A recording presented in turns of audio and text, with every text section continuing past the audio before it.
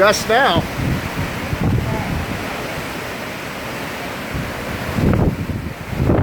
Been worried about this tree. We trimmed it last year to get the branches that were overhanging our side, the big ones, but